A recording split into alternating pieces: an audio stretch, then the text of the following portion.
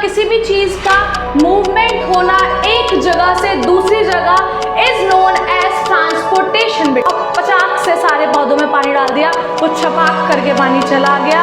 Vessels क्या होती हैं? वो पाथ होते हैं जहाँ से ब्लड ट्रेवल करता है। हेलो मेरे प्यारे बच्चों, स्वागत है आपका अपने यूट्यूब चैनल पर।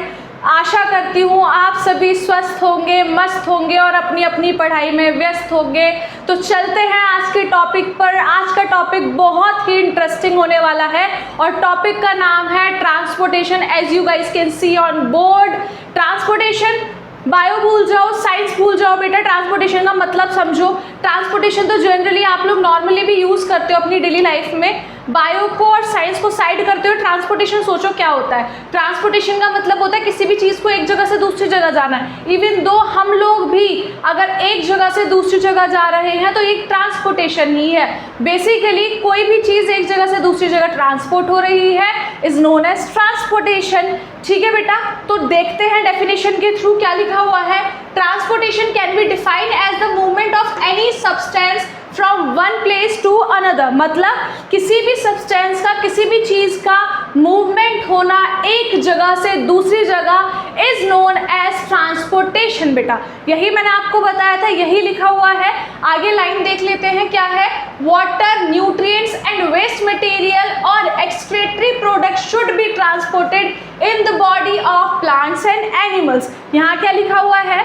हमारे अंदर ट्रांसपोर्टेशन की क्या नीड है, यही लाइन लिखी हुई है। यहाँ पर आपके माइंड में क्वेश्चन आ रहा होगा कि ठीक है चलो ट्रांसपोर्टेशन तो पढ़ रहे हैं, लेकिन यहाँ हम लोग लाइफ प्रोसेस की बात कर रहे हैं, हमारी बॉडी की बात कर रहे हैं, तो हमारी बॉडी में कहाँ ट्रांसपोर्टेशन की नीड है? हमारी बॉडी में क्या चीज़ एक जगह से दूसरी जगह जा रही है?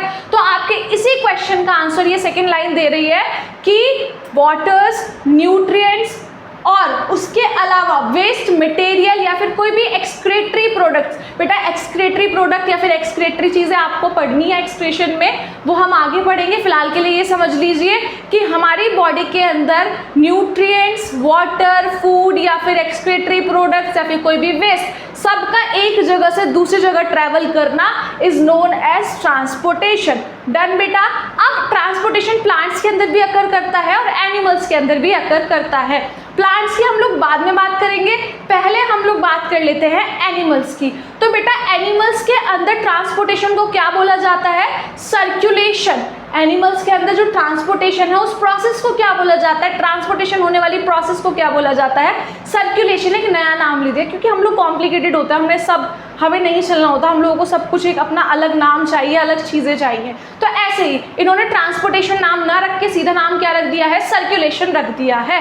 अब सर्कुलेशन भी आपको थोड़ा थोड़ा समझ में आ रहा होगा। कोई चीज़ सर्कुलेट कर रही है, एक जगह से दूसरी जगह जा रही है ना बेटा? कोई टायर घूम रहा है, सर्कुलेट कर रहा है, ठीक है? तो ऐसे ही क्या लिखा हुआ है? The flow of fluid specially blood through the blood vessels of an organism to allow for transport and exchange of blood gases, nutrients and waste products. क्या कह रहा है ये? सर्कुलेशन वो प्रोसेस होता है जिसके अंदर हमारी बॉडी का फ्लूइड विच इज ब्लड क्या करने वाला है? ब्लड वेसल्स के थ्रू चीज़ों को ट्रांसपोर्ट करने वाला है एक जगह से दूसरी जगह। अब बेटा अभी हम लोग ट्रांसपोर्टेशन की बात कर रहे थे, अब मुझे लेट्स कुछ एग्जाम्पल लेते हैं। लेट्स टेक एन एग्जाम्पल कि मेरे को कोई भी पार्सल है वो पहुंचाना है दिल्ली, ठीक है? मेरे को कोई पार्सल दिल्ली पहुंचाना है, तो obviously I need something, I need a via via का मतलब क्या है? उसके थ्रू, उसकी हेल्प से, लाइक मैं किसी से बात कर रही हूँ, सपोज मैं किसी से फ़ोन पे बात कर रही हूँ, तो via Insta, via Facebook, via WhatsApp, बहुत सारे ऑप्शंस हो जाते हैं ना। तो ऐसे ही मुझे मेरा वो पार्सल किसी के तो थ्रू पहुँचाना पड़ेगा। इधर it will be car, bike, airplane, train, ship, किसी भी चीज़ के थ्रू मैं पहुंचाऊंगी ना।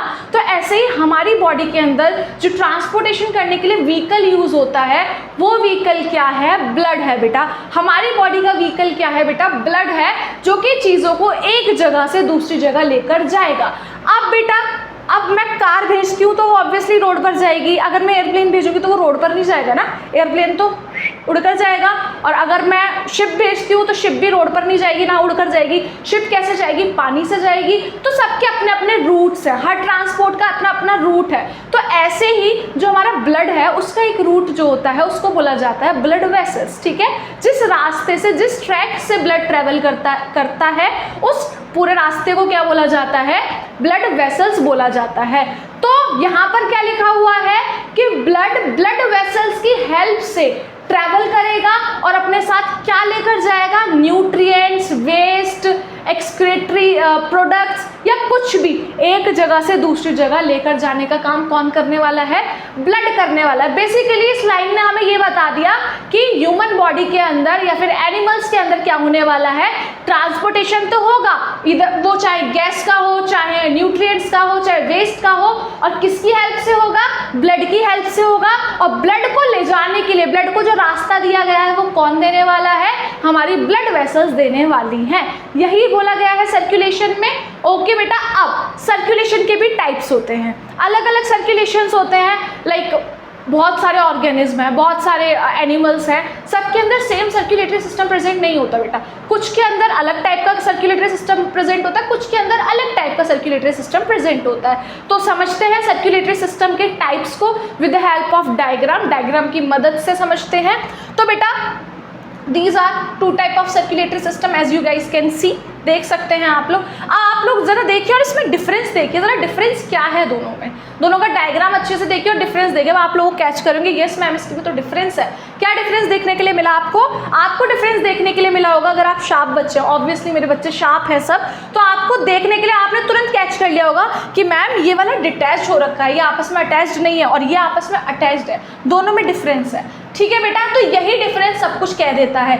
ये डिफरेंस बताता है, जो डिटैच्ड है वो बताता है कि वो circulatory system open circulatory system है, और जहाँ कनेक्ट है वो बताता है कि ये circulatory system close circulatory system है बेटा। चलो एक एग्जाम्पल के थ्रू ओपन सर्कुलेटरी सिस्टम और क्लोज सर्कुलेटरी सिस्टम को सारा फंडा क्लियर कर लेते हैं, इसको एकदम क्रिस्टल क्लियर कर देते हैं। तो चलिए, अब आप में से कोई चिंटू है, चिंटू को चिंटू की मम्मी ने बोला कि बेटा तू जा और ऊपर जाके सारे प्लांट्स में पानी लगा कर आ जा, मुझे खाने की तैयारियां करनी है।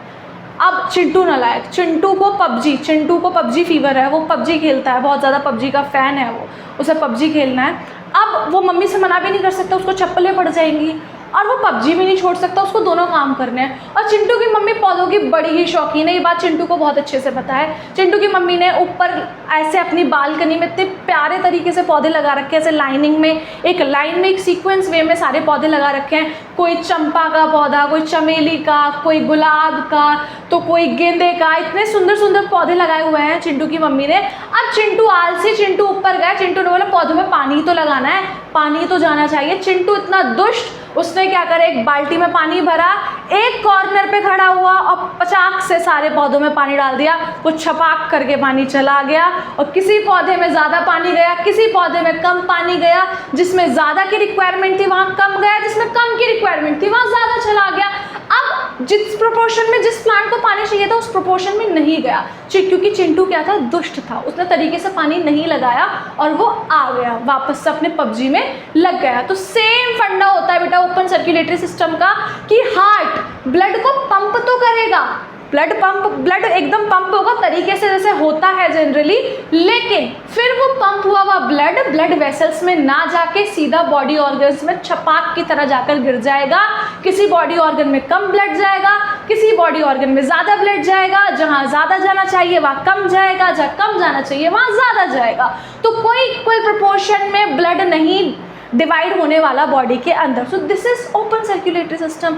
कोई ब्लड वेसल्स नहीं प्रेजेंट होती है ब्लड को ट्रैवल करने के लिए। अभी मैंने आपको बताया ना ब्लड वेसल्स क्या होती हैं, वो पाथ होते हैं जहाँ से ब्लड ट्रैवल करता है, लेकिन यहाँ पर तो पाथ ही नहीं, यहाँ पर तो रोड ही नहीं है बेटा, कहीं भी ब्लड जा रहा है उल्टा सीधा जाकर बॉडी ऑर्गन्स में गिर जा रहा है। अब हम लोग बात कर लेते हैं बेटा क्लोज सर्कुलेटरी सिस्टम।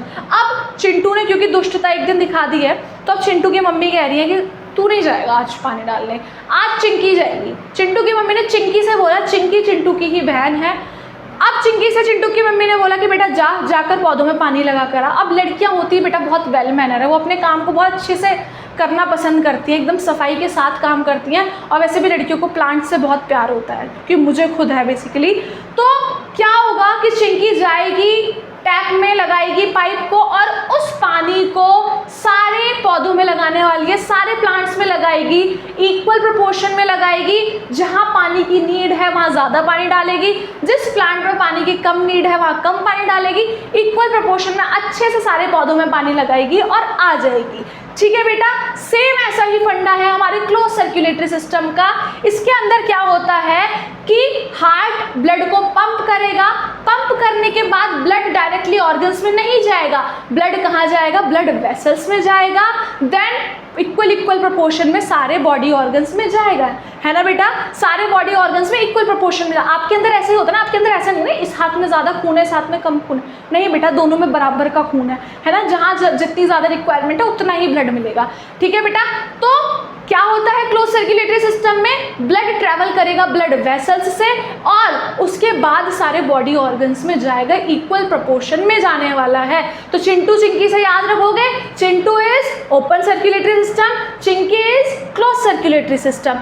अब बेटा, अब ये वाला सिस्टम अब आपके माइंड में आएगा कि मैम आपने हमें पढ़ा तो दिया कि किसके अंदर प्रेजेंट होता है, तो एग्जांपल्स देख लेते हैं। ओपन सर्कुलेटरी सिस्टम आर्थ्रोपोडास में देखने के लिए मिलता है। फॉर एग्जांपल कॉकरोच, आर्थ्रोपोडास ये पूरा एक फाइलम है बेटा, इसका एक मेंबर है कॉकरोच, आर्थ्रोपोडा एनिलिडा, ये आप पढ़ोगे 11th स्टैंडर्ड में, है ना। तो आर्थ्रोपोडा के अंदर क्या है बेटा, कॉकरोच आ जाता है। तो कॉकरोच के अंदर क्या है बेटा, ओपन सर्कुलेटरी सिस्टम प्रेजेंट है।